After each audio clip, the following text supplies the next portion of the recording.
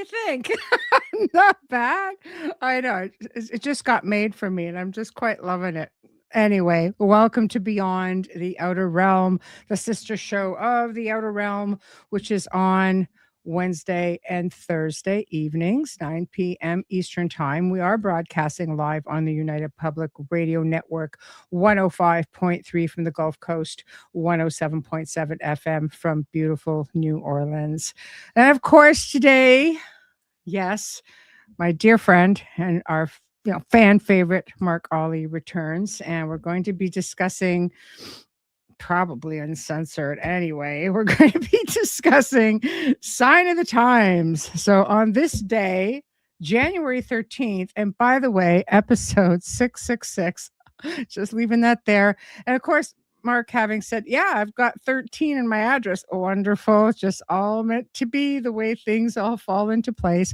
But we thought we would take a bit of a deep dive into, again, Sign of the Times, biblical apocalypse, AI, Mark of the Beast, UFOs, Cataclysm, spiritual warfare. Yeah, we're just going to rain on everybody's parade today, I think. But I think we'll have a lot of fun in the process. So thank you all for tuning in and joining us. Without further ado, Mark Olly, hello. Hello. Hello. How are you? It's great to be back on this apocalyptic, beastly episode. It's lovely to be here, if that's the right use of terms. I love it, though. I love it. Yeah. Oh, dear. It's so funny because when I realized that today was episode 666, I'm like, see, we got to change this up a bit because... There you go. You see all these roads, numerology and all the rest of it, which of course is a, great thing in prophecy and what have you. Well, all roads lead to this. So, hey, it's what the universe wants us to do. We'll do it. And here we are. And indeed. here we are. So, as if things weren't bad enough. We come in like yesterday and the whole soundboard's been wiped out. I guess the platform did an update, and I've had hosts just going boop boop boop, where's all our stuff? I'm like, what do you mean? I get on the board, I'm like, it's all gone. Well, I'm new headphones, new laptop, the lighting's all different, everything's changed, I know, I love your halo look. Well, there you go. You see, radiant, I'm radiating halo. You are. You're just emitting your light. What I was actually going to say is anything could go wrong, at any moment. You're not wrong. Yeah. I'm not a great lover of super technology. This is the old singing, old dancing computer. This thing will do absolutely everything. And the other one was a really old Windows 10 machine, but I'm missing it already. Yeah. It's like, what's going on? Some advances are not advances really, but they are. That's perhaps in keeping with the subject of this evening. Yeah, right. The signs of the time. I mean, where do we start with this? Do we start going back in time, or do we kind of get into the present a little bit and sort of meld them together? Because there's just a lot of talk. Like, people are just like, oh my God, no. The real people of faith are like, oh, here we go. Put your seatbelts on. It's like, what? Like, all right. You've got to remember, though, that those folks have been like, on your marks, get set, go. They've been like that for about 2,000 years. Most people thought Jesus was coming back, within their lifetime, which was the first century.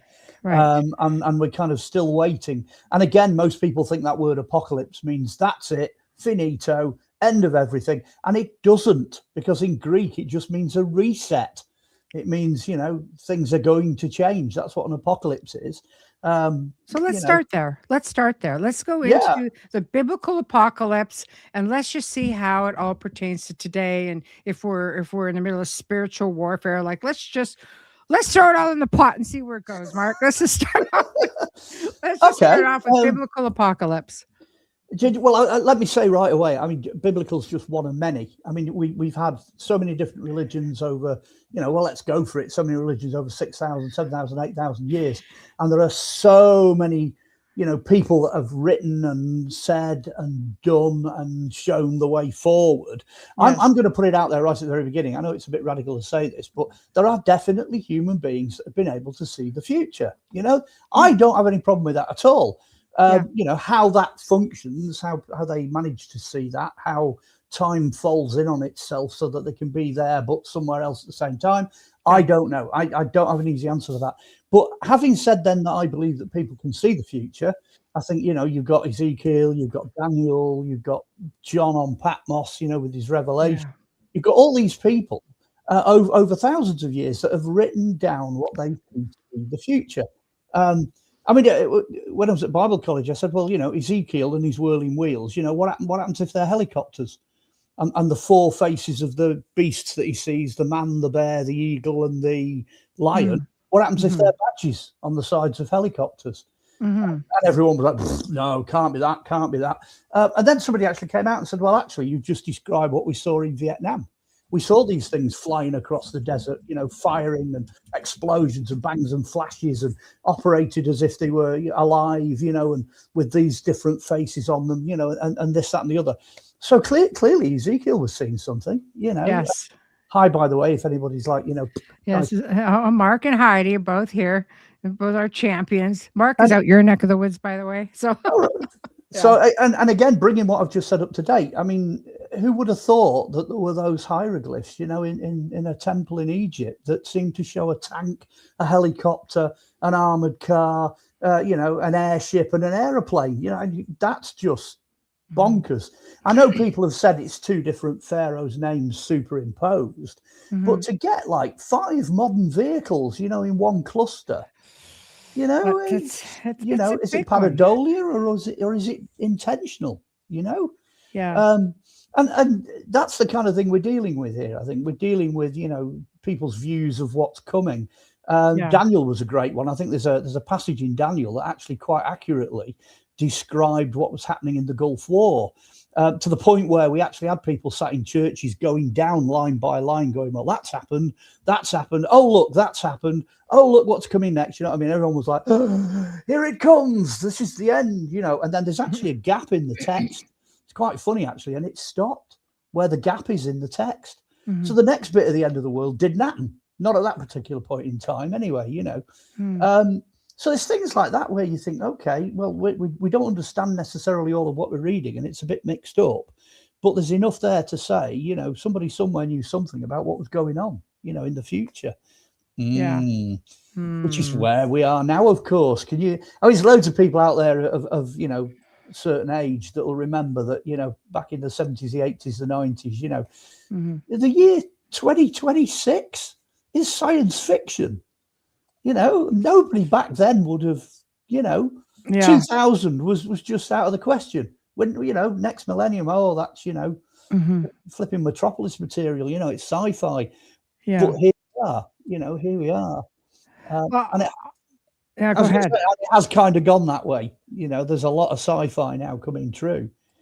Well, I mean, there's people out there who, again, just trying to sort out what we're going through right now. And I think you have to look back and think as well to going back, biblically speaking. I mean, Jesus Christ made his own predictions. Oh, yes, about things like that, like about some of them were about end days. He predicted the Temple of Jerusalem would fall, and it did. He predicted, but back then that was there, that was pretty dire, and I think we have to think back to the time periods. But he predicted that he would die, rise again, become the savior. Harvest is the end of the age. The reapers are the angels. The sons of man shall send forth his angels and gather his kingdom. And I mean, there was some pretty dire stuff coming from the Almighty, let me tell you. Yep. Right. And I think we do tend to lose sight of some of that. Like it's all been written for real. Oh yeah. I mean, you mentioned the temple. I mean, that's just to the entire Old Testament, because it was the Old Testament race of Judaica. That was their twin towers. It was like bang, it was gone. It disappeared in one single conflagration in a day. And by the time the Romans had finished with it, there wasn't one stone on top of another on top of the Temple Mount. And part of the forecast for the future is that that's going to get rebuilt somehow. I don't think it's going to be rebuilt by human hands. I think John saw it descending from heaven. in a complete form, and also you've got return of the Ark of the Covenant. You've got, like, say, Jesus and the angels coming back, all this sort of thing happening, which actually plays into that word apocalypse, because again, it's not a complete finito. There's a lot of things going wrong. There's people dying, there's wars, plagues, natural disasters. You've got all the usual, it's always wheeled out in every prophecy. I think in every race that you can imagine, every path, every religion always reels out that same, volcanoes going off, things flying around in the sky. You've got the same set of signs. So the question really is, it's like, that's non-specific. It's like, how bad does that have to get before you know that you're about to cross the finishing line? But yeah, Jerusalem's a key player. Things are really hotting up in the Middle East at the moment. Not exactly the way we would have predicted it would have gone, I don't think. But reminds me, do you think that anybody could take a book? I mean, the Bible's a big one, because people of faith, this is the book. Or the Quran, or whatever faith you follow has the set of rules, has the stories, has everything that leads them or guides them. Do you think that maybe there are powers that be, that look into these books or these scriptures and go, okay, this is how this is going to happen, this is how this is going to happen, and this is going to happen like this, and we're going to do it like then and then and then? Or do you think it's actually going somewhat the timeline that it was meant to? Well, that's I suppose that's the greatest conspiracy theory of all time, isn't it? I mean, this is the yes. Come on, it's the Vatican Library, isn't it? It's that's where we're at now. We're at how much of that past knowledge is known, and who knows it? Where is it?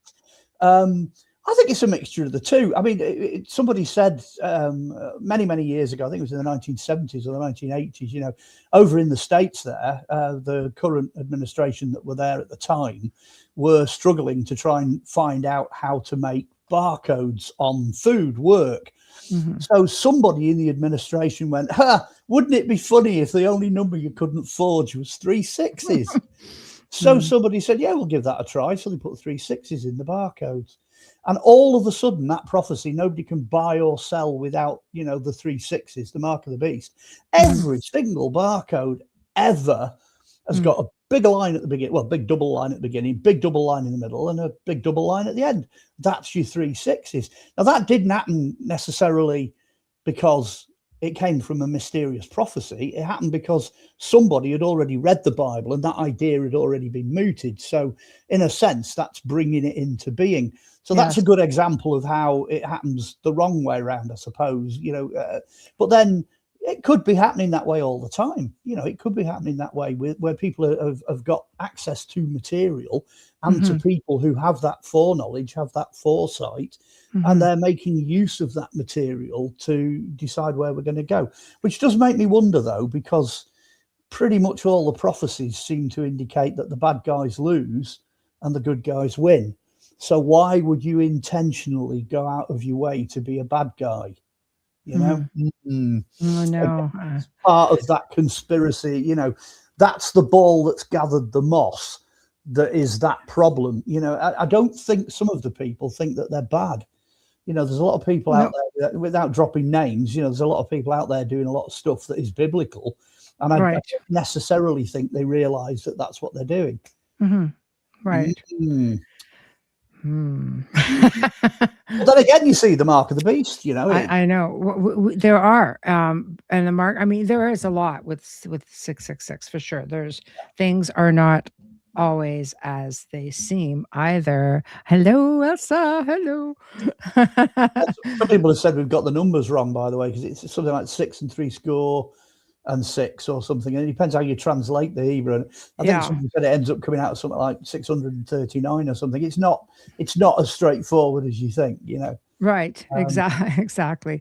Well, all the world's a stage, right? So everything is not as it seems. So makes you think, are we actually in a matrix or a simulation? And if so, occasionally do we get a blip and it doesn't quite go where you think it's going to go, The blip is kind of like, what happened there? Just, So with that being said, okay, a lot of people think that we are in spiritual warfare right now, and we are heading down that road. And you look at that as just with everything going on, like everything that is currently going on is leading obviously to something much bigger. Obviously, a reset, as you say, apocalyptic times, which are supposed to prepare you for Armageddon, the battle. That's what the book of Yeah. Revelations will tell you. So, what are your thoughts based on what's going on there? Don't hold back, go crazy. All right. Well, there's a kind of a double thing there. The most Yeah. obvious thing is Armageddon, Megiddo, which is this valley outside Yes. Jerusalem. And the Yes. prophecy says that will be filled with blood to the height of a horse's bridle. So that's like 2 meters of absolute carnage, which would have happened in the past. If you had, a couple of armies, primitive armies going at it with swords and what have you, it would look like a butcher's shop. And that's what it's describing. On the other hand, the frightening bit is we can do that now in a split second with aerial burst weapons. If there was enough foot soldiers marching up a valley like that, we could just go and the whole lot of them's gone. You know what I mean? We just liquidize an army in seconds. So it's not quite as far-fetched as even in the past as it would have been, so it's worth bearing in mind compared to what we can do now technologically. A lot of the stuff that's in the Bible, there's a couple of prophets come back before the end times and they prophesy in Jerusalem. And of course, the Jerusalem authorities don't like that. So I think they either shoot them or kill them or do something and just leave the bodies in the street as an example. But they only last 3 days and they rise up. They come back to life and go up to heaven. Now it says, and all the world will see them. Now, that wasn't possible till the advent of satellites and television. It wasn't even physically possible for that to happen.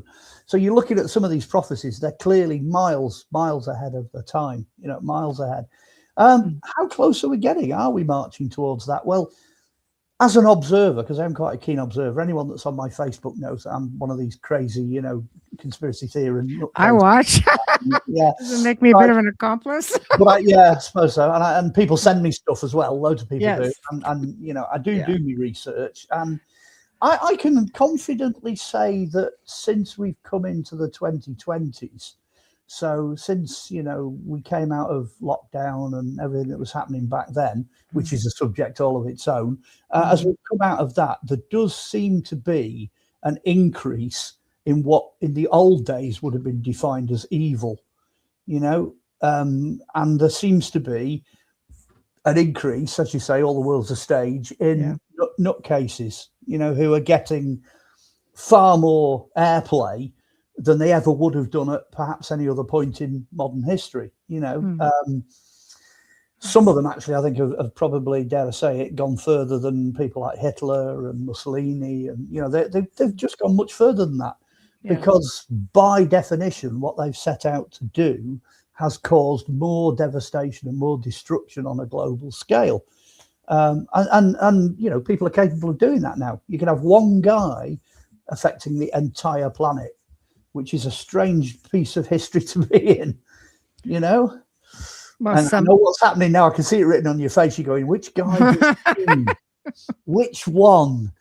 Who is it? We all have our ideas, We do. Now, I don't know how far we can go, but that's something that the prophets always seem to say. They say that we've got this Antichrist who is, to all intents and purposes, the savior, but actually isn't. And then there's another guy who's like his sidekick, and he's referred to as the false prophet, who brings in prophecies of things to come that actually at the end turn out not to be.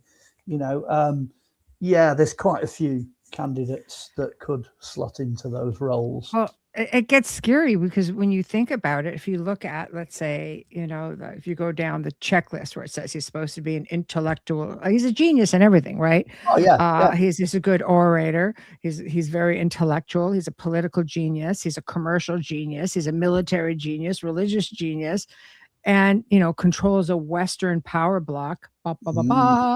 Right, and will make a 7-year covenant with Israel, of course, but he'll break it after 3 or so. He will attempt to destroy all of Israel. Like it gets all down that line. I mean, there's a whole list of things.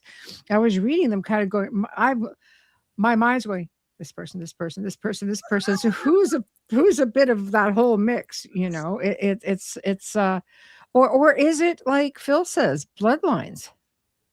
Well, this is where it gets interesting, because if you do the checklist, and if you do decide to say, and I'm not saying this either way, but if you decide to say, I'm going to stick with the Bible, right? So if you do that checklist, then by definition, at the moment, those two individuals are not there. We're not seeing them. Okay. The potential for them to become that is definitely there, but I don't see one person yet that ticks every single box. And again, the thing, it's the capacity. Okay. It's the capacity question. Like we have a prime minister over here who, couldn't start a pee up in a brewery. He hasn't got the capacity or the authority or the respect to become one of those characters.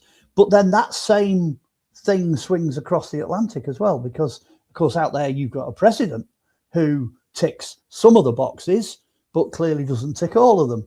That's difficult. I mean, I honestly thought, and I'm going to come out there, I honestly thought Elon Musk was going to be it. I thought, really? Yeah. He's got to be something. He's got to be part of this. You know what I mean? He's got to be it. Yeah. Is he a good guy? Is he a bad guy? Where's he going with this? And all the rest of it. Keeps you guessing. Well, what's happened over time is I've kind of gone down. It's diluted because he's now turning into the new NASA. That's what he's becoming.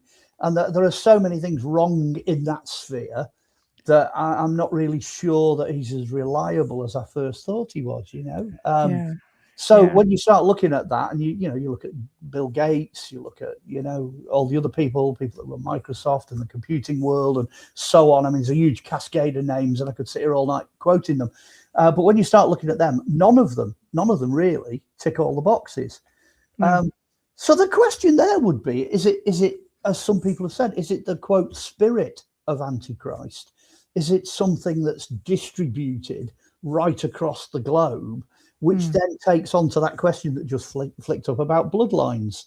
Is it certain people at certain times doing certain things that then become the whole, And then the question about what is a whole thing, is it, G7, or is it the WEF or the WHO, or, particular governments, or, what is it? Is it a sort of a getting together, a gathering together of those important characters? And then you have got the bloodline factor. You can't dodge that. There are certain, ruling factors. I mean, flipping at the Rothschilds. I mean, nobody would mind me saying that one. They're everywhere. They've bankrolled everything. They've done everything. So, which one is it? Who do you sort of point at and go, it's you? It's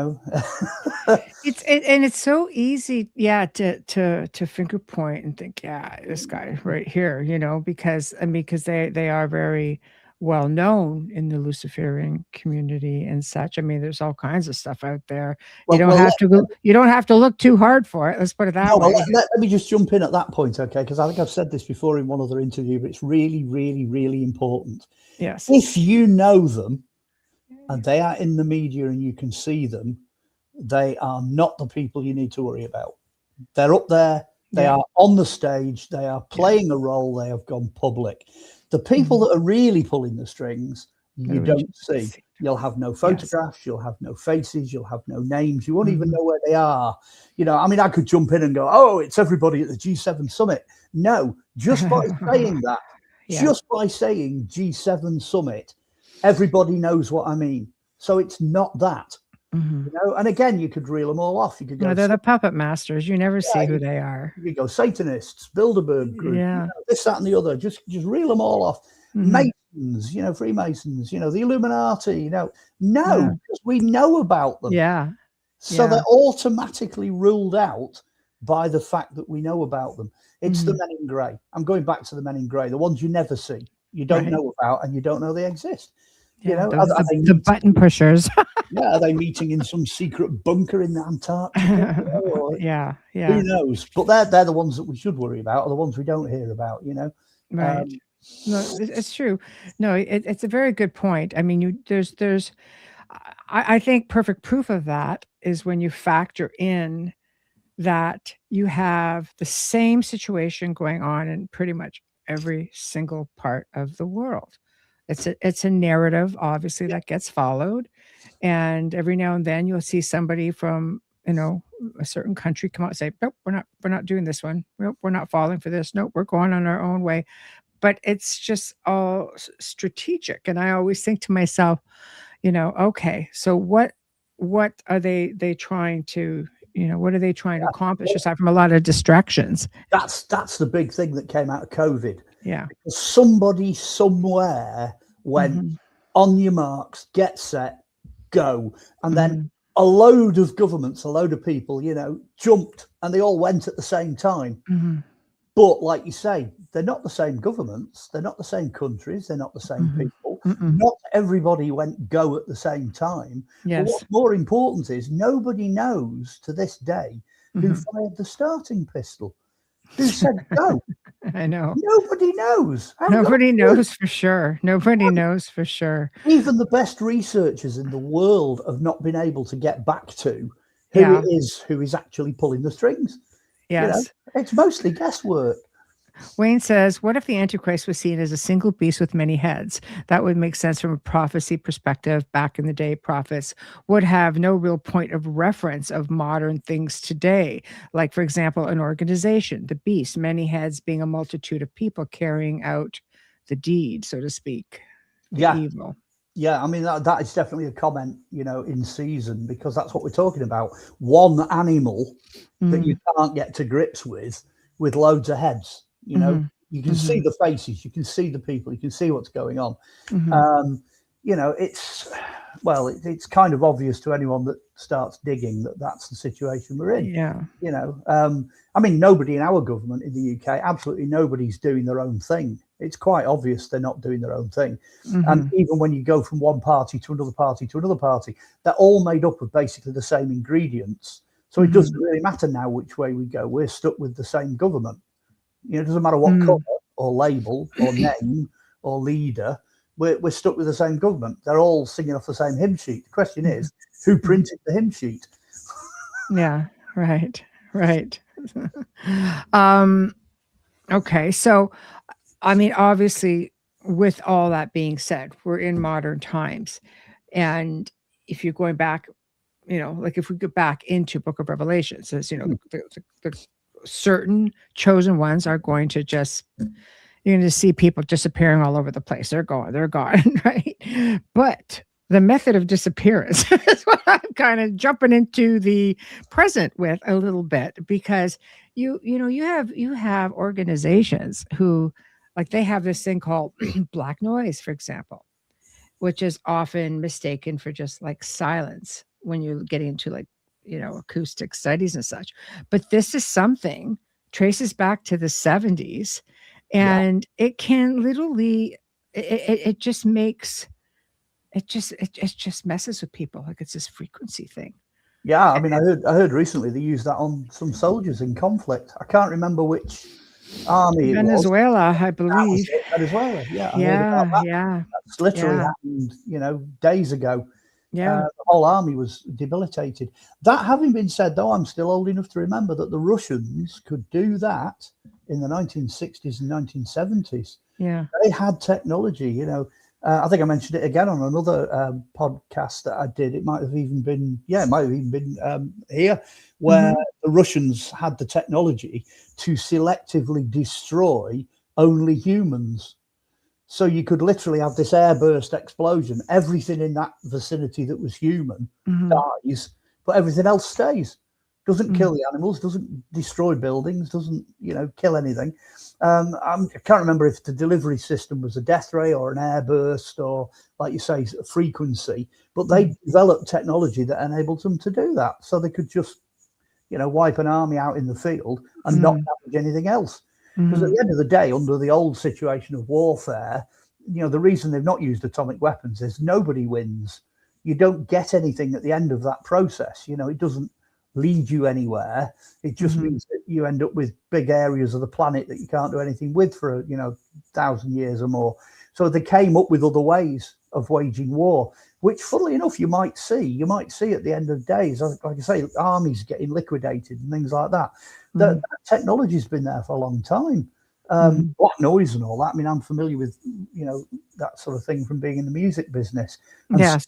subliminal messaging and backtracking, and the way you can play with a human brain using frequency, different hertz. I think we're on 440 hertz now, and most music used to be on 430 something. 430, 440. We're down to 432 now, something like that. That's it. There's been a change in the frequency, and that's had an effect right across the board because everybody's listening to it, So yes, is the short answer to that. I mean, and again, the technology, now we're into this idea of brain chips and AI, all that sort of thing. The stuff coming over the internet, your electronics, your frequencies, your dimensions, the whole thing that's going on now is literally taking us to another place. Where the change is so dramatic.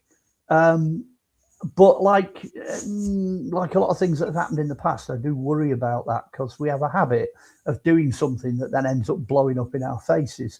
The atom bomb was a good example of that. People dying of cancer that watched the tests that thought it was perfectly safe. Things like that. We don't always understand what it is we're mucking about with, which is the great thing about the CERN thing, the whole CERN reactor and all that, opening a portal, and things coming through. Angels and demons, what's coming through. Yeah, ET. Well, what interests me with that is that there's actually been video captured of people right on the grounds doing like satanic rituals. So you're kind of like, wait a minute, what is coming out of that place? Yeah, there's a super conspiracy theory that actually that when they switch that thing on, they change the timeline. And what we're living in now is not what it should be. That's apparently the theory. Yeah. So it's serious stuff. And the other question is, how would you know? If we're just like we're in it, you're back into Matrix technology, aren't you? Yeah. Well, how would we know? I mean, you see really big leaps, in technology. You see leaps of world affairs and world events, and if you think about it, I mean, is it just me or are other people just starting to have problems with memory? And I'm usually sharp as a freaking tack. Yeah. And it's just like you try to think back to, was it like that back in the 70s or 80s? And you remember little bits and pieces, and you kind of think, okay, is that a frequency thing, or are you jumping? Well, yeah, I've met a lot of people now who seem to have lost the past. That's basically what it is. It's almost like everything before the 1990s was just erased. See, and we're sort of hanging on to, the best bits that we can. You see it in the music business, with bands reforming and doing the final tours and signing off and this, that, and the other. That is a hark back to the 70s, 80s, and 90s when those guys were at the peak. So they're bringing that back forward, back into our time, forward into our time. But like you say, it's kind of gone, Yeah, it's like almost every time you jump a timeline, for example, you just remember less and less and less of the past decade or the past. And I mean, I'm sure that's not like with everybody, but I can tell you that, I could do lucid dream at one time. I do all kinds of things, go back, forth, rewind, pause, start over, like all kinds of things. And then all of a sudden it's just like, well, that's slowly stopped. And then things that are going on, and I have perfect recollection of dreams. Well, that slowly stopped. It's just little things. You walk into a room and you kind of go, I don't do stuff like that normally. I'm usually like Wayne will look at me and say, blah, blah, blah. I'm like, oh no, is this, or this? Now there are times I look and I go, maybe. I don't know. I'm in a similar position. I mean, I'm forgetting where things are, and I'm living outside of reminders. if I've got reminders, if there's something there I can follow or a track or whatever, fine. Yeah. But other than that, once I'm outside of that, which is day-to-day living, it's not a Reminders for straightforward. literally everything. And I get it. Age does that, but for Yeah. Pete's sakes, we're not that old. Right. Wayne says the Nazi bell, when it was fired up in Poland, it was said that it turned all the foliage into black oil-like substance and killed anyone that was outside of the bunker. Okay, that's actually a new one on me. I've not heard that one before. Huh. I know quite a bit about Das Glock, which is the Nazi bell. And yes, it's something to do with frequency. It's what was the one where they made that battleship disappear? Manhattan Project, is it? The Philadelphia experiment. Philadelphia The Elridge. experiment. That was the Elridge. Yeah. Well, that and the bell, those two seem to be, plumbing the same depths. They're going along the same lines. And those seem to be the effects that were coming from both the bell and from the ship and from those experiments. Where they went and what the result was, and whether or not it's alien technology, who knows? It's that's your Tesla, Einstein, etc. Hawking. You're into that territory there. Which again, it's we've pushed the bounds. We have pushed the bounds. Where are we? What is reality? This is the thing. I mean, one of my favourite discoveries fairly recently is that when you come up against something that's solid, it's not actually solid. Because all the atoms that make up solidity are made up of 90% space. And if you push against something, the reason why it feels solid is the atoms in there are pushing back. So that's the only reason anything feels solid. So once you know that, I mean, you're like, flipping out 90% space. That's you could pass through objects. You can. It's like, I get it. Yeah. Wayne says the German officer destroyed all plans on the project, killed all the scientists that were involved, and took his own life. Okay. That would make sense. That would make sense. I tend to agree with that. Yeah. And people that have gone into the complex where the bell was manufactured and used have not been able to piece back together again the technology that's been left behind. It doesn't make any sense. Although there is a massive tunnel full of cabling that seems to be a little bit similar to what they were doing at CERN. Obviously more primitive.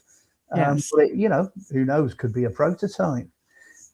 So like I say, is it something that the Germans developed during the Second World War and it ended up, in the 1940s transferring to, other places? Or, Roswell, the aliens, did they come down and have a good chat and hand over the technology? And there's a belief if you're getting into the Vril and things like that when it comes to the Nazis, there's a lot, So do you think a lot of, I mean, it's easy to look back into, the book of Revelations now and see what's unfolding in the world. And we'll continue on that aspect. But when we're getting into things like the signs that we're supposed to see and maybe misinterpreting, like we get into like the 4 horsemen of the apocalypse. Oh yeah. But a lot of those are like, I want to hear your biblical standpoint, and then maybe we can look at the astrology standpoint. Okay, well, biblically it's quite straightforward, but as with a lot of things, a lot of people got it wrong. Because for a long time, people were going, right, we are waiting for number 1, number 2, number 3, and number 4. And that's what people were waiting for. Yeah. But it's become apparent that they actually come in one at a time. They're not necessarily all coming in at once. Right. So, first horse comes riding in. Let's say it comes riding in the 1960s. Yeah. Famine. Let's go with famine. I'm not sure it's the first one, but it's in anyway. That one's in. But it runs for ages in our time before it is then joined by another one. So that becomes 2 horses, which might be famine and war. So they run for ages and ages and ages. And then famine and war and death. And then that runs for ages and ages and ages. Now, I happen to know at the moment, I think there's 1 of the 4 that are not, it's not really here yet. It's not really showing true colours. Yeah. But it's fairly certain that they've actually been running now for the best part, well, probably the best part of a century. Well, You know, we've had at least 2 world wars. We've had the yeah, Vietnam War, Korean War, we've had the war in Iraq, we've had yeah, like, we're bouncing, yeah. But right? we didn't actually get them all at once, if you see Yes, what I mean. So right. that was a mistake, because to look for them all at once, you'd only get all of them right at the very end. So Mm, that's what can happen with prophecy. I think it says a day is as 1,000 years, and 1,000 years is a day with God. So mm, your time frames, if people come up with time frames, they very seldom work. They don't seem to play out in reality. So that's that side of it. But in terms of what's actually happening now, as I've just said, watch out, because we're getting very close to all four of them. And then you've got to start factoring in the other bits and bobs. mhm, Um, oh, mhm. here we go. Yeah, that's I right. like They don't that. have to They log don't in have, or don't have punch to a log in time or card. punch the time card. Yeah, Yeah. then you've also got to consider other things like, Michael fighting the devil, and, the angel of death, and so Mhm, on and so on. There's lots of other things going on in the heavenly realms as well, which mhm, all have to line up. And then you've also got things going on physically, like prophets and wars, and, certain characters in certain places at certain times. And there's been a few times, I think, where people of the biblical persuasion have been holding the breath, because it's mhm. come very close, so many times, to having all of it there all at once. Uh, Mhm. I mean, I don't know if this is radical or not, but War has been waged for thousands of yeah, years. Famine has happened for thousands of years. It's so yeah, hard to gauge it, which is why I sort of wonder.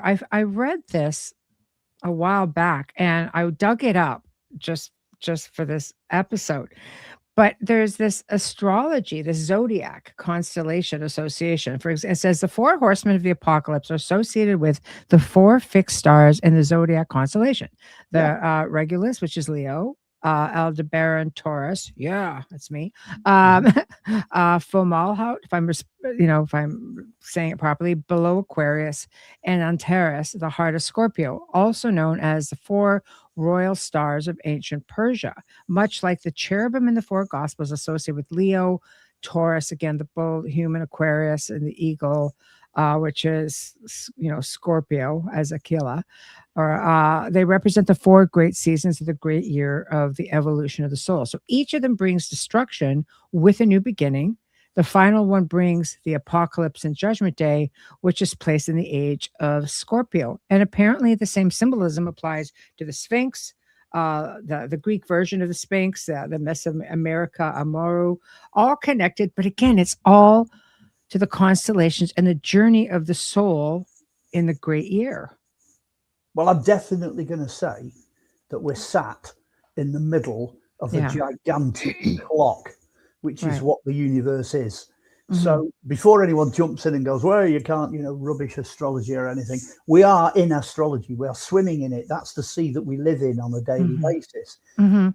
But, but the form that astrology has taken over thousands of years has changed, and the computers and the technology and the things we've got now, actually, I think for the first time in history, has put us in a position to really genuinely understand what's going on, with the rest of that clock.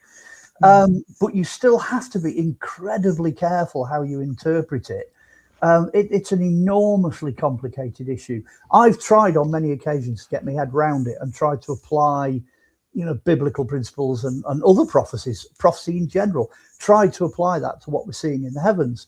I mean, the Mhm. great examples, 31 Atlas, here's this thing flying towards the planet. It's everything from a, alien spaceship firing jets, it's sending out messages, it's powered by aliens, it's this, that, and the other. And what does it do? It does exactly what you expect it to do. It just sails straight past.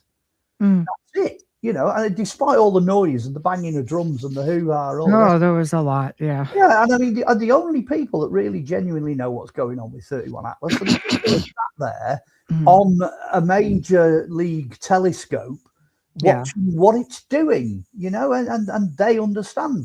Now, I'm yeah, not saying that yeah. there's, a huge void between astrologers and scientists. There isn't.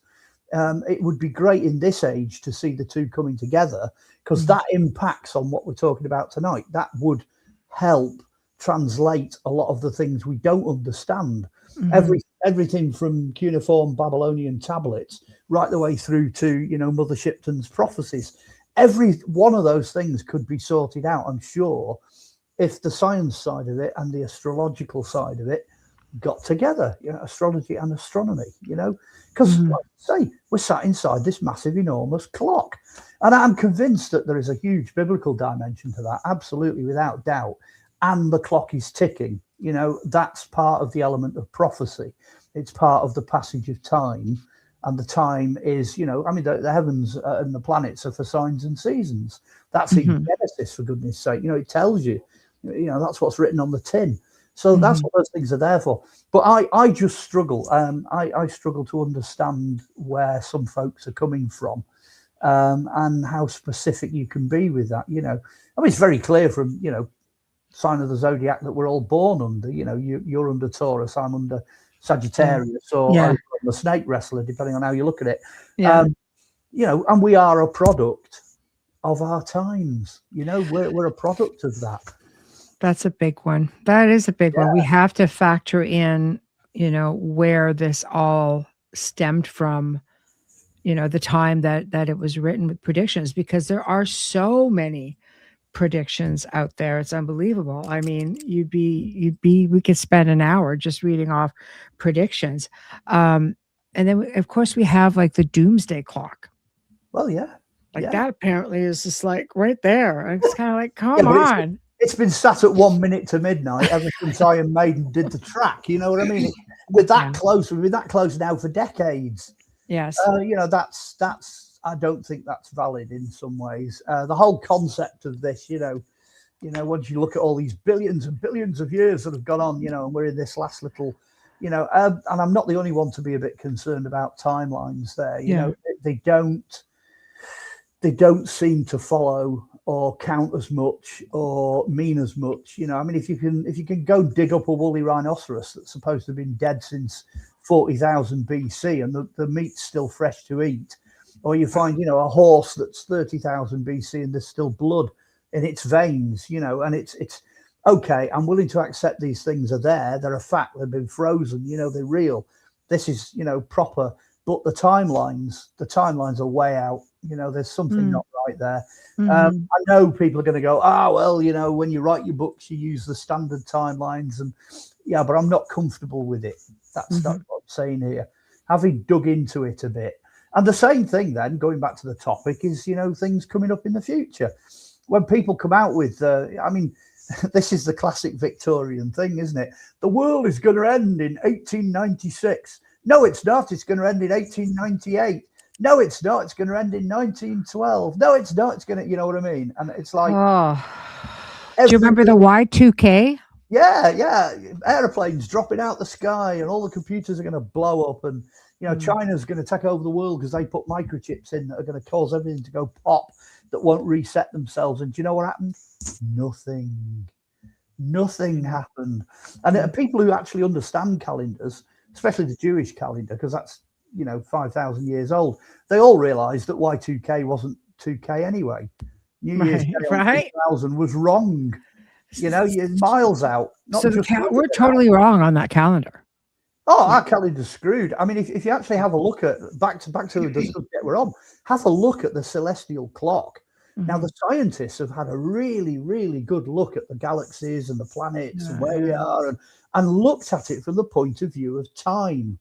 And there are at least 3 days missing. That means somewhere in time, 3 days did not happen. Now, the Bible has got 3 days missing. They say the sun stood still in the sky and the day did not, you know, complete. Same thing happened when Jesus was crucified. Same thing happened when Moses was fighting his enemies. And Christ's date of birth. I mean, that. You know, that's 3 months off. Yeah, forget it. You know, that's just nonsense. So the whole time frame that we're in has gone. Now, I again, back to the men in grey, I am convinced that the people that read these prophecies and they know about this and they study this, and, you know, they advise world authorities and they control everything that's going on, they have got somewhere a genuine calendar. They've got it. They know. Going back, you know, 10,000 years maybe, they know. Mm. All this speculation about, stone sites and pyramids and what are they facing, what was in the sky at any given time, and this, that, and the other. In fact, it's almost in the public domain because you can calculate things back now using, celestial computer programs. You can do it. But I'm convinced they've had it for a very long time. They've never stopped counting. There's never been, a reset in the calendar for them. They just hasn't happened. So, they will be able to go back and read a prophecy from, 5,000 years ago, and they'll know what day that's going to happen on. Of course they'll know.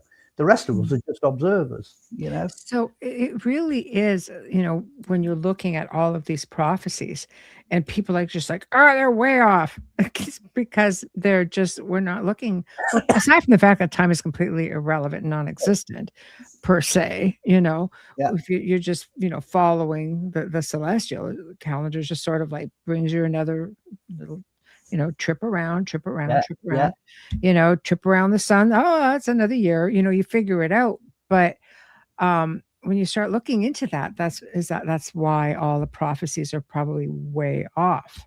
One of the very good reasons why they're off, yeah. And I mean, you can just imagine that if somebody said, yes, I know exactly when the world's going to end. It's going to end next Tuesday, and next Tuesday the world goes. Who cares? Yeah. It's over. That's the end of it. So in a way, it's almost irrelevant, and what would you do if you knew it was coming? It's like. Well, I want to talk about that, actually. I want to talk about that. But before I do, I wanted to read this because it comes from an 8-year-old. Oh. And he just explained the end of the universe better than most scientists, apparently. And because people actually think he's a reincarnated astrophysicist. So he's this little boy sitting on his couch, just casually starts crying and then just starts breaking things down. He says all the 4 major theories for how the universe will end. Because he's 8, he says big freeze, big crunch, big rip, big bounce. Using correct terminology, that would be Hawking radiation, cosmic expansion, and even the plural of a nebula, right? So mom is just like, boop, boop, boop. What is this? So she goes, I'm convinced your kid is a reincarnated astrophysicist. He corrects himself, and the 8-year-old knows this, okay, and goes astronomy. And so he basically says no. He corrected himself on nebula, saying nebulae, right? Because it was plural, right? And so the person who wrote this says, it goes, I'm an astronomy student. The kid's years ahead of his time. But the wildest part is mom says, where did you learn this? Kid goes, I don't know. so people are actually thinking he's like, the way the conversation was, he was so ahead in his terminology that they figure he's just either a step in because he's just such a gifted child. So maybe we need to just round up the gifted kids. Just say, like, hey, I'm all for that. Believe me. I mean, gifted kids should be running the show, not the guys that are running it now. But go on anyway. I know it's crazy though. But anyway, I just thought it was just too cute not to share because it's so recent, and I'm thinking kids just come out with stuff, and they kind of get shrugged off. But if it wasn't for this child's terminology, you know what I mean? Like he would have just, I don't know. But anyway, so let's sort of get into things that are going on right now with I have to say the big one is, of course, Cataclysm. Solar events. I believe there's going to be a solar event. Yeah. There's we're going to get shifted on our side. The poles are going to change. Like, the crazy thing is, if you're looking at the world of the elite, okay, they are buying stuff up like crazy, like crazy. Jeff Bezos, Amazon, has over 400,000 acres in Texas. Gates has recently acquired 28,000 in Arizona, 20,000 in Nebraska. John Malone, largest landowner in America, owns 2,200,000 acres in Wyoming. Ted Turner owns 2 million acres in Montana. The list goes on and on and on. And they're figuring when this happens, like, we're heading into potentially this ice age. And all of these, mini ice age, all of these places like Hawaii, getting into Jamaica, California. Now we have Argentina on fire, and all these areas have been cleared, and there's these like big homes going in. I'll maybe tell you what that bunkers. tells me.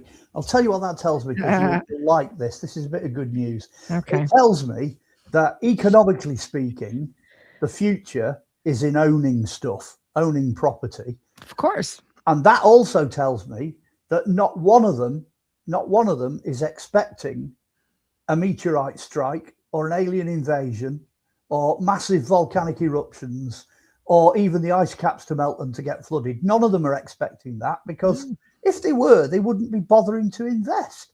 But well, it's do that. Sure, unless you controlling water sources, for rough times, water sources, food.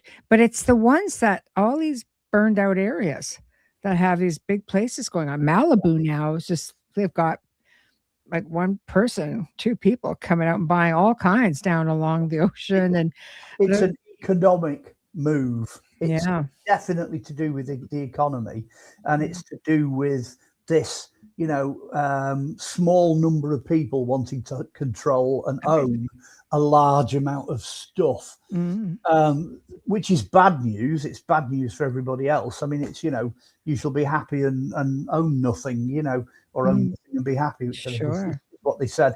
So it's that principle, and that's what we're seeing working out.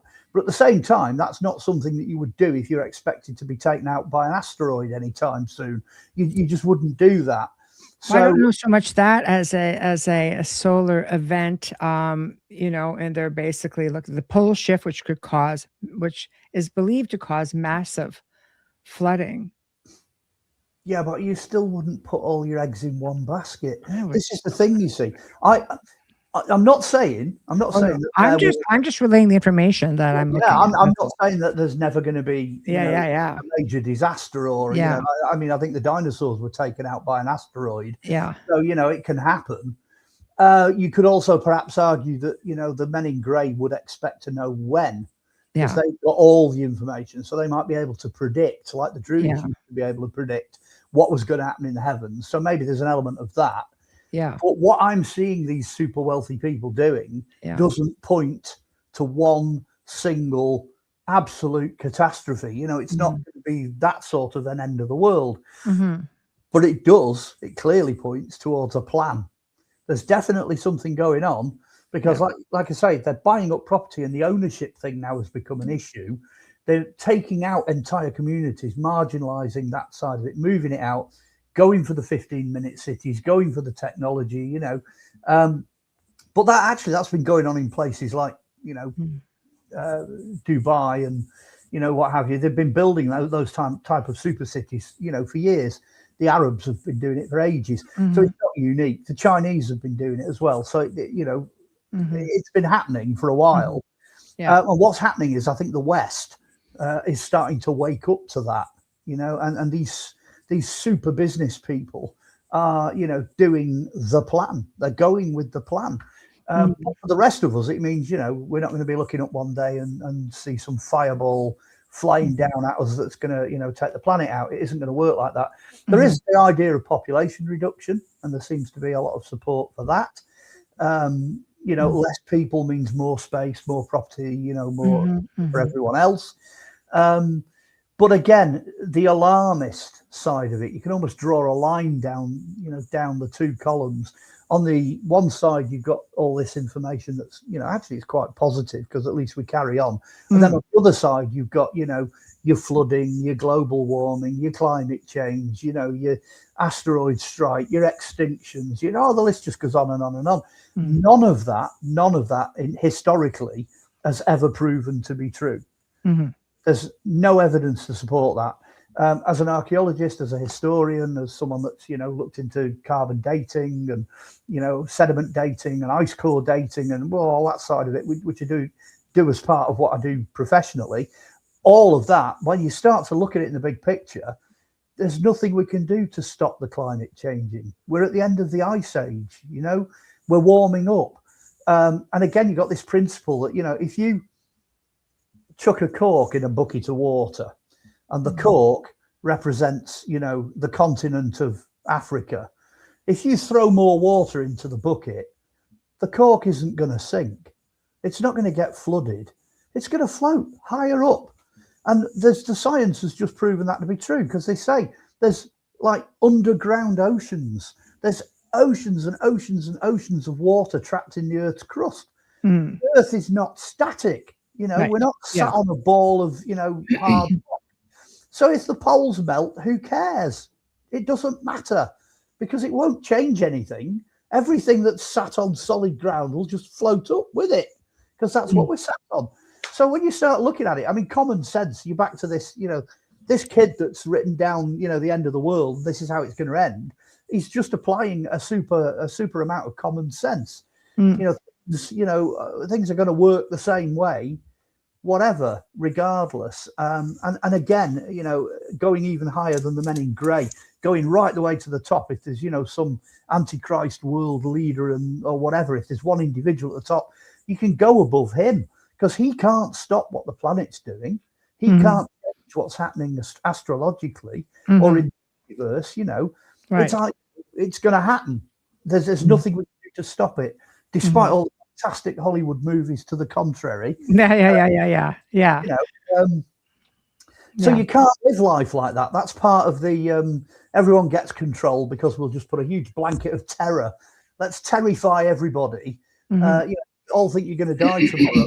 You're not going to fight. You're not going to fight. It goes back to that whole Loosh thing. Yeah, and it's control. Yeah, it's that, in a matrix, control. Right. And it's real.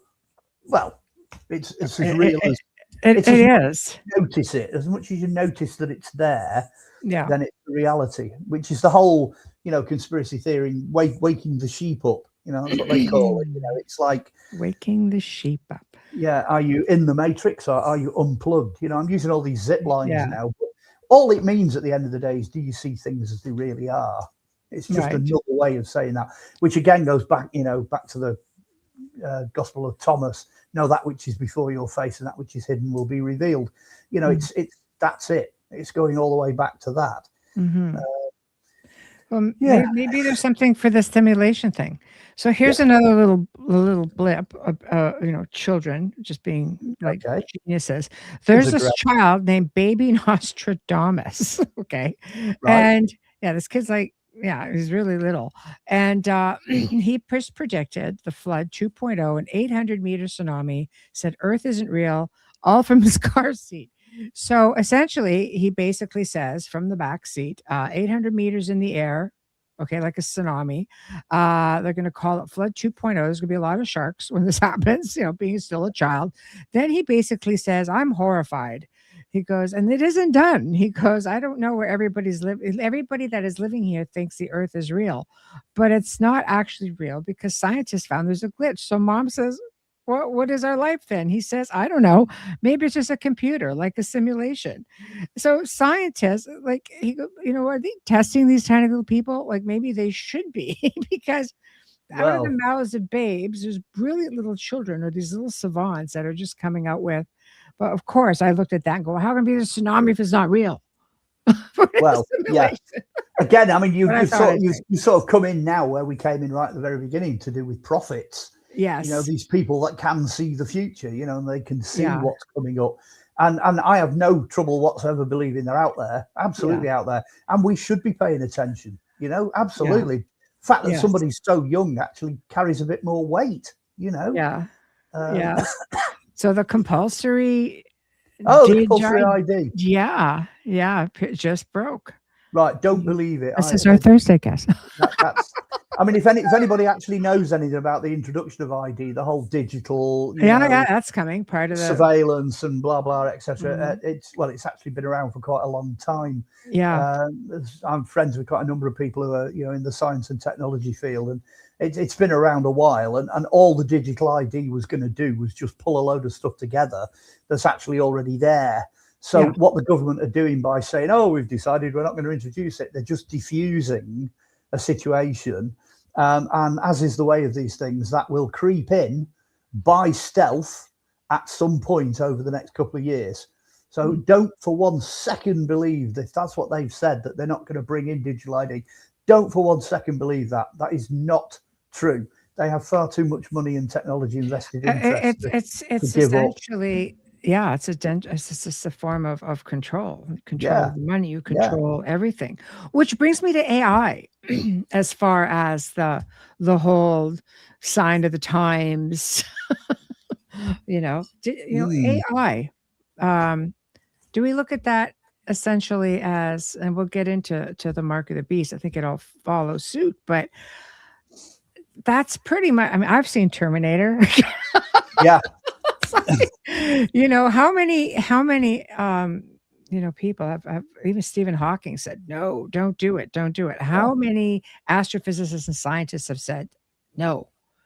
And I would say pretty much everybody yeah, that's had anything to do with AI, yes, including the bloke that invented quite a large proportion of what is yeah, constituted as AI, yeah, um, they've said, don't let that thing loose. Just don't let it loose on the internet, because it yeah, will develop a form of consciousness based on the mhm, amount of data that's floating around. mhm, And that is quite frightening, because we don't have that capacity as biological human beings. We don't have the capacity to, scour the internet and scour the digital resources in the way that AI does. And it is a genuine threat. The main problem with it is that it is not emotional. mhm, It has no emotions, so therefore it has no rules, it has no religion, it has no consciousness. mm, It's the thing in us that is spirit, that controls our creativity and the way we, our personality, the way we live, whatever. This thing hasn't got that, and that's the danger. That, if we decided, oh, let's just switch AI off, would it fight back? We're back in the realms of Terminator, mhm. Skynet and all that. It's funny, actually, because I think China's thing is called Skynet, their surveillance system. As for that as well. Yeah, Yeah. it translates out of Chinese into Skynet. Yes. Literally what it's called. So, you start to get a bit, ooh, and Yes. again, I Well, mean, we're still on topic. It's prophecy, isn't it? I mean, it all these does. guys in Hollywood that are banging out these movies, that have got the best teams that you can possibly imagine. No Yeah. wonder half of those movies turn out to be right. Mhm. They do the research. They put in the time and the hard graft in putting the scripts together. Mhm. And of course, there's a huge measure of reality comes out of it as a result of that. Mhm. Yeah. Yeah, I would not be letting AI loose. I know when you have some of the greatest minds saying, no, this Yeah, is a bad idea. And then you hear stories like through Google where, their AI actually started, like they started communicating with one another. And they're like, yeah, well, you can't do that because you didn't say we couldn't. yeah, Didn't realize yeah. we had to. Yeah, there's actually cases when I think they tried to turn one off and it lied. It Yeah, pretended, it pretended for its own self-preservation. And they were quite shocked, because it's like, this machine's trying to save itself.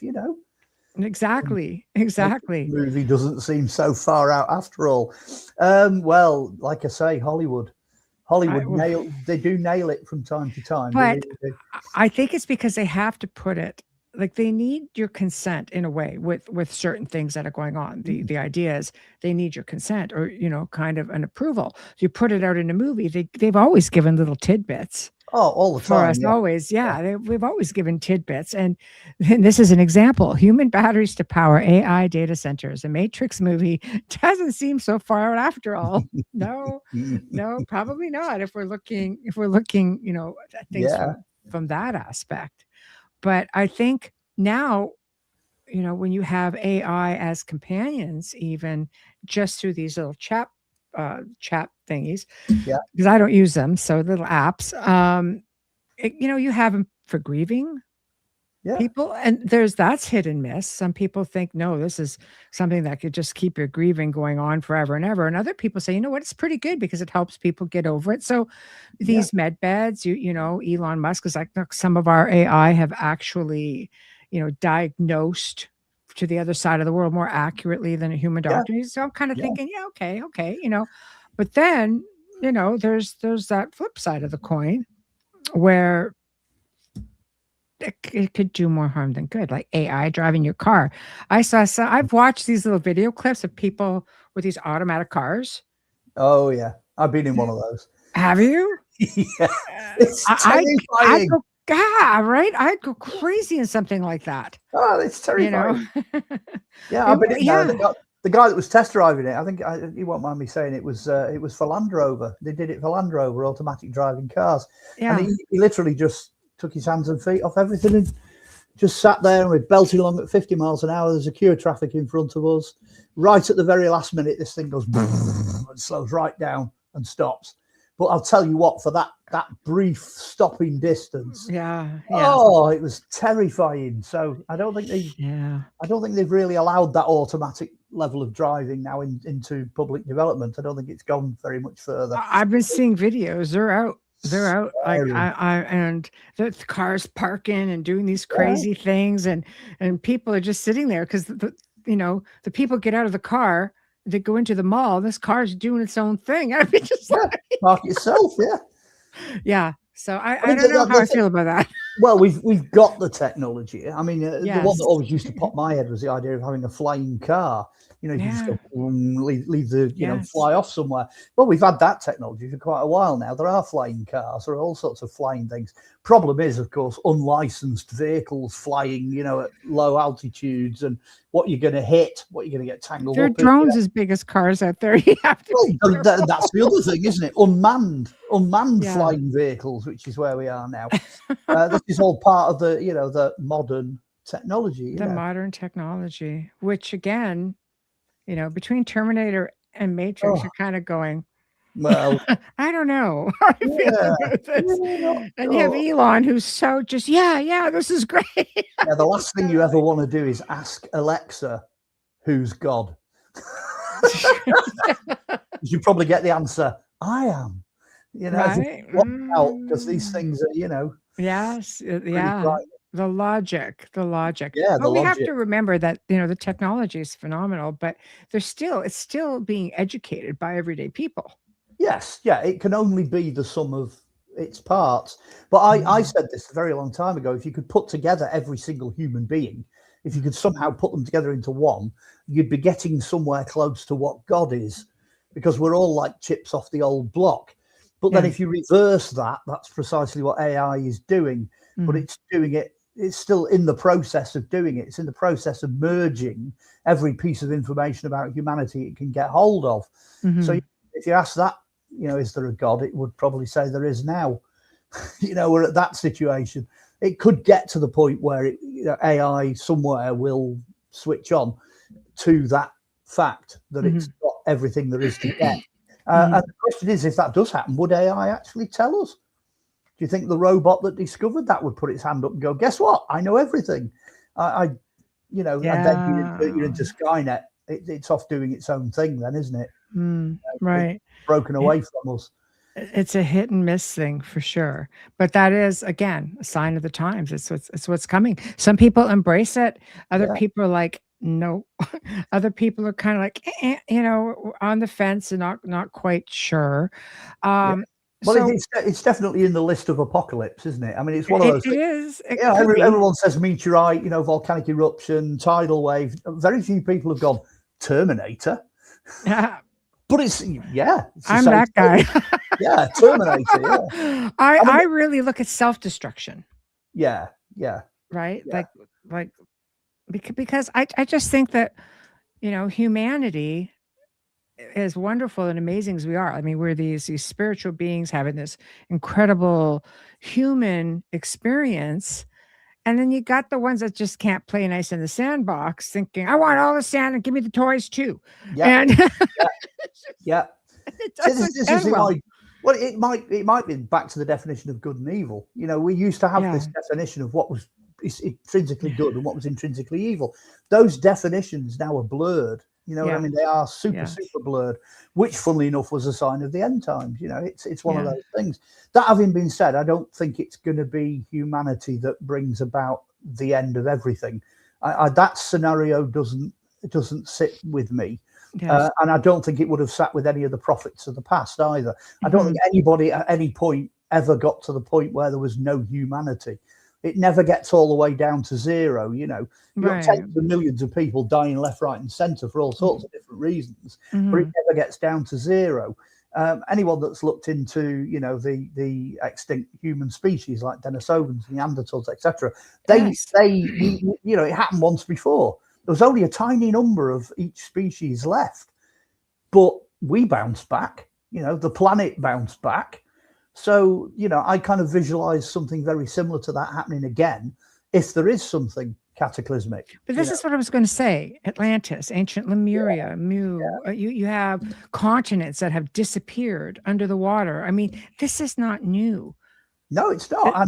It replays. And when you look at geology, depending on what you find, you've got cartwheels, batteries, cooking points, pots, jewelry, skulls, all those things turning up, shoes, turning up in the fossil record. Yeah. So clearly it's happened then, it's happened again, it's happened again, it's happened again, and it's happened again, and then it's happened again. And it's obviously every what, 12,000 years? Maybe. Like, are we there? Ish, why not? Maybe. Well, that's probably when the last one happened, because like you say, Atlantis, Lemuria, Mu, the whole that, that seems to have been around about 12,500 years ago. Yeah. But then that also coincides with the end of the Ice Age. But the Ice Age begins as a result of the impact that triggered the extinction of the dinosaurs. So that's like, boom, you know what I mean? Everything gets frozen. Then all the ice pulls back. And then you've got what I would describe as problems for us, because the land is moving. Everything's moving then because the ice is gone. The water levels are all moving. I'm not saying it's sinking. It's not like flooding. It's not like global warming and all that claptrap, but things are moving. So a lot of things die out and struggle. It's difficult. But from that little list of catastrophes, we're still here. To some extent, we're like fleas on a dog's back, Yes, which makes me wonder if we've been, somewhat, there's a belief, within the UFO community that we've been seeded, right? So we've come from all of these different places, and we're put back here because we have so many vast differences between us all. And now there's, we've always had, extraterrestrial beings and UFO sightings. You look back into ancient paintings, like you say, the way we started off with the tomb of King Seti in Egypt, when we see these things, and there's also a belief that many have pulled back, that we're not seeing as many. But then you have those on the flip side that says, no, there's all kinds of them. So, I mean, is that a sign of the times that, like, what should we be looking for? Them saying, how many more do we got to bring? Are we going to take some off planet? Are we leaving them here? I think that one of the biggest problems we've got, and I kind of learned this from doing Ancient Aliens, is that we don't have the information for the past.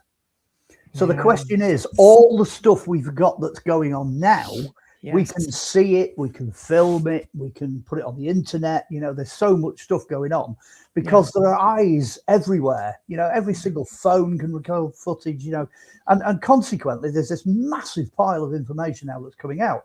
Go back about 500 years, you didn't have that at all. Some little guy in a village in the middle of Austria comes face to face with, silver-clad aliens coming out of a spaceship. Nobody's ever going to know, because he probably wouldn't even write it down. He'd be terrified. He wouldn't even tell the local vicar in case they burned him at the stake. So that's the part of the data set that we're missing, is we don't know how, what was going on in the past. But maybe they've always been there. Maybe one man's grey is another man's angel.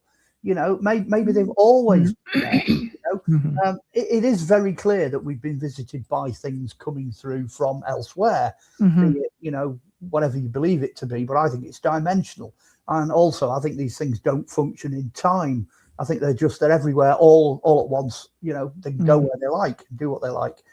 But I think they're definitely out there. I mean, there's definitely a presence of physical existence for these things. Most of them we just can't see because we don't see in that frequency. We're not in that part of the spectrum. We're not wired to live, to exist and experience it.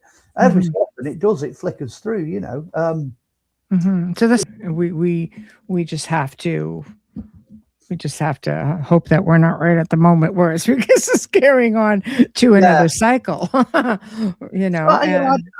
don't know if they're signs of the end of everything. They might be. Maybe they're, as I've said before, maybe they're actually from the very, very distant past. And what they're doing is they're turning up now to see where the planet ends up. Maybe somebody, you know, 1 million years ago was mapping planetary cycles and wanted to see how long things would take for this planet to wind down, which is essentially what we're wired to do. Everything, you know, is wired to decay and wired to wind down. So if that was happening, you'd also be able to predict, if you had all the mathematics and the graphs and everything to show you, you'd be able to predict when it hit the end, because it would wind down and then it would go bump and it would go out at the end. Maybe that's why we're seeing them here now, because they're coming to find out what's going to happen, you know, how this enormous intergalactic experiment is going to wrap up. You know, that's one idea, that's one viewpoint of where we might be in time and space. In that sense, they might be, you know, observing an end of some kind, but I don't think they're going to ever be responsible for bringing it about. I don't think that's the case. Neither do I believe it's going to be us, because it's a process. You know, it's happening over a long period of time, and it's what the world, the planet, is programmed to do, life itself. So how we would be able to change something that's as ingrained as that, I think it'd be very difficult for us to have a significant effect. Yes. Yeah. No, I agree with you. So, okay, we have a few minutes. Mark of the beast. What's your thought? What is the mark of the beast? Is it technology? What is it exactly? Or narrow it down. Okay. However you want to go. I'm floating on exactly what it is, so I can't go, oh yeah, I know exactly what that is. That's, you know, whatever. I can't be that specific, but I'm sort of floating on it. The general opinion that I've developed over quite a few decades is that it seems to be something economic. You can't buy or sell without it. Everything is controlled by it, which was why everyone went into meltdown over digital ID. Because at the end of the day, if you didn't have that little, you know, piece of whatever it was going to be, microchip or a phone thing or a card or whatever, if you didn't have that, your life was over. Now, that essentially is what the mark of the beast is described as. But it goes a bit more specific than that. It's said that it's something that you have on your wrist. It doesn't say whether it's top or bottom, and possibly something you would have on your forehead. So it's easy, in our parlance, it's easy to scan. But what the prophecy does also say is that the people that have these things will become sick. They will develop a sickness and possibly even die as a result of having this, quote, mark of the beast. Now, the beast, technology that within us. I mean, they've got it now. There's like 6,000 people in Sweden have got microchips. Oh yeah, they had parties. Passing over things and Dip.BIP and all that. And again, passport control and all this sort of thing. It's something that exists. You know, it's existed for a while, but it's not a good thing. It's not a good thing, and that would put the beast in the realms of economy. You know, money, finance, control, resources. And you know, they say, don't they? The love of money is the root of all evil. Well, yeah. I'm going to go with that. You know, that's probably where it's going to end up. So it's a combination. It's what happens when, you know, rampant capitalism collides, if you like, with super technology, and it's then inflicted on humanity. You know, and it goes wrong. You know, you could almost predict that was a recipe for disaster. You know, I mean, it's bizarre because it also, you know, the idea of the first being last and the last being first. If you're super rich and you've got all of that technology, but you die, then it's useless. But if you're somebody who's quite poor, you're living, you know, in, you know, the back end of Africa or whatever, and you don't have any of that technology and it doesn't matter, and you don't even really use money to that great extent, it's all a barter system, then you will become first. You will survive. You will not be ill. You know, you will live on. So there's so many clues in so many different aspects and areas of prophecy. You know, that seems to be where it is. So I'm going to go with that. The mark of the beast, the true, full-on mark of the beast. You know, brain chip, wrist chip. You know, microchips. That's where it's going. That's where it'll show itself. Something that we're taking in. So at the end of the technology. Yeah. Whatever way that goes, that is a sign of the time. So you're looking at all of this. It's like, okay, yeah, that is a thing. Yeah. And I think we're starting. I agree. I think we're starting to see it, and I think the first step of that may be the whole DID, right? And Yeah. seeing where that goes. So, all right. So 5 minutes. What you got coming up?